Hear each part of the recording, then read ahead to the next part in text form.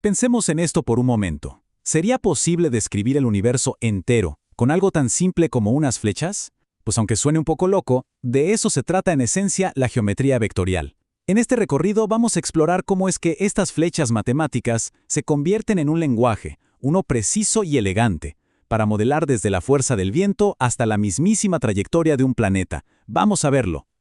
Este será nuestro mapa. Primero, vamos a entender por qué a veces un número no es suficiente. Después definiremos bien qué es un vector, aprenderemos a usarlos con su manual de instrucciones y al final los pondremos a trabajar para construir desde líneas rectas hasta formas complejas y describir el movimiento. Muy bien, empecemos por el principio. Hay una idea clave que tenemos que entender. ¿Por qué un simple número a veces se queda corto? Resulta que muchas de las cantidades que nos rodean esconden algo más que una simple cifra. Esconden una orientación. La diferencia es súper intuitiva de verdad. Si hablamos de la temperatura, con decir hacen 21 grados, ya está, ¿no? Todo mundo entiende. Esa es una magnitud escalar, un número y listo. Pero, a ver, ¿qué pasa con la velocidad de un auto? Si alguien dice voy a 100 kilómetros por hora, la pregunta inmediata es, sí, pero ¿para dónde? ¡Exacto! Falta lo más importante, el hacia dónde. Y es justo esa necesidad de dirección la que nos abre de par en par la puerta al mundo de los vectores. Entonces, si tenemos este problema de describir magnitud y dirección al mismo tiempo, ¿cuál es la solución matemática? Bueno, la respuesta es el vector. Así que vamos a definir formalmente esta herramienta tan esencial. Ok, pero antes de poder apuntar hacia allá, necesitamos un mapa, ¿cierto? Un marco de referencia. Ese mapa es el sistema de coordenadas cartesianas en 3 dimensiones. Imaginemos 3 ejes, X, Y y Z, todos perpendiculares entre sí. Esta estructura tan simple es el escenario donde nuestros vectores van a cobrar vida, permitiéndonos definir cualquier dirección que se nos ocurra.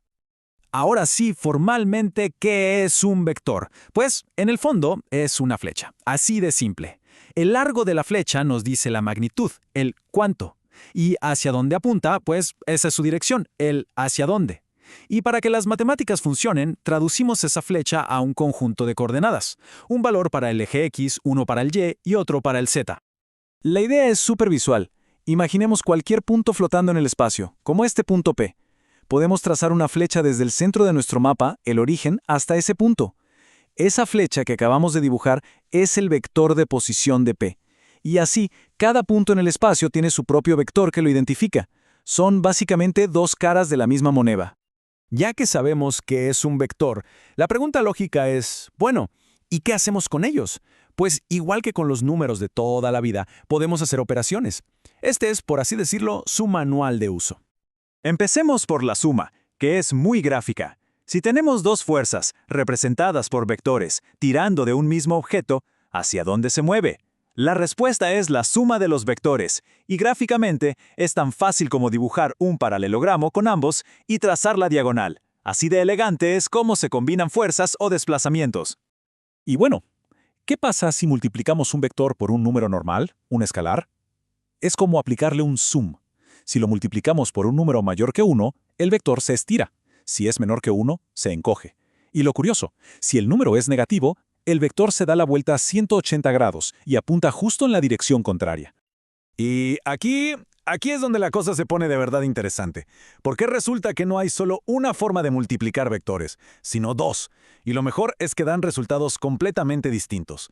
El producto punto nos devuelve un simple número, un escalar, que nos dice qué tan alineados están 2 vectores. En cambio, el producto cruce es mucho más creativo. Nos da un vector completamente nuevo, uno que es perpendicular a los 2 originales.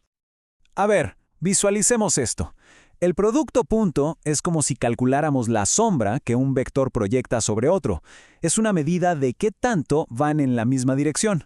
El producto cruz, por otro lado, es puramente tridimensional.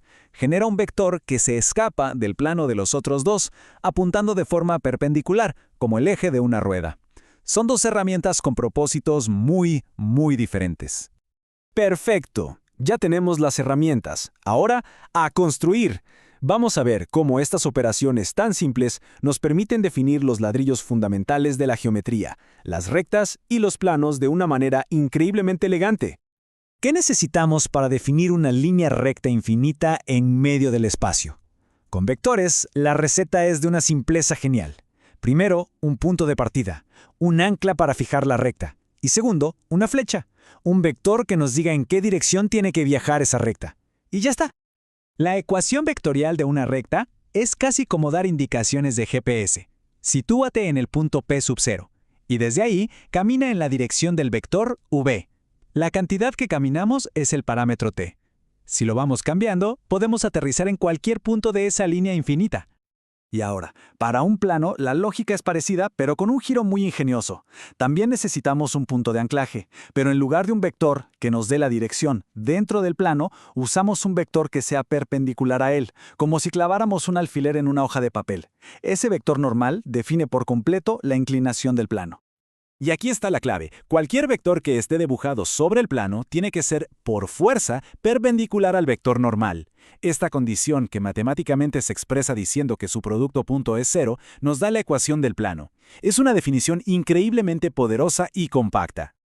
Ya hemos visto cómo construir rectas y planos, pero el poder de los vectores no se queda ahí, ni mucho menos. Ahora vamos a ampliar la mirada y ver cómo nos permiten describir formas muchísimo más complejas, e incluso el movimiento a través del tiempo.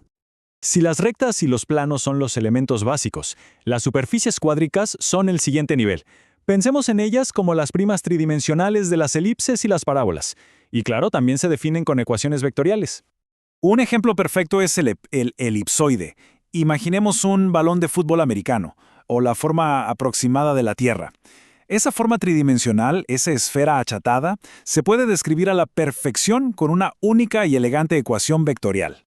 Y la galería de formas no termina. Los conos que nos sirvan para modelar desde un volcán hasta cómo se propaga la luz, o los paraboloides, que es la forma exacta que tienen las antenas parabólicas para poder enfocar las señales. Todas estas figuras tan complejas y útiles se construyen con el mismo lenguaje de vectores. Y ahora el gran salto final. De la geometría estática pasamos a la dinámica.